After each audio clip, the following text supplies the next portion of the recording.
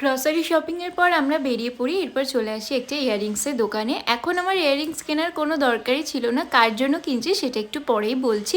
আজকে আমরা তিনজন মিলে ডিসাইড করেছিলাম যে রাত্রেবেলা কোনো রান্না করব না, আমরা বাইরে থেকে খাবার এনে খাবো, সেই জন্য চলে গেছিলাম ডমিনোজে।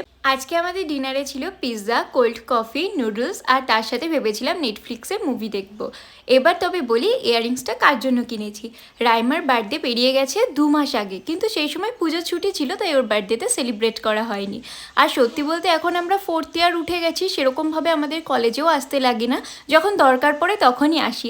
তো সেরকমভাবে তারপরে আর বার্থডে সেলিব্রেটও করা হয়নি। এর আগে যখন এসেছিলাম এক্সাম ছিল, তো এইবার ভেবেছি যে ওর বার্থডেটা সেলিব্রেট করব। তো সেই মতো প্ল্যান করে একটা ছোট্ট পেস্ট্রি নিয়ে আসা হয়েছিল কাট করার জন্য, আর ওর জন্য একটা ইয়াররিংস কিনেছিলাম ওকে গিফট করব জন্য।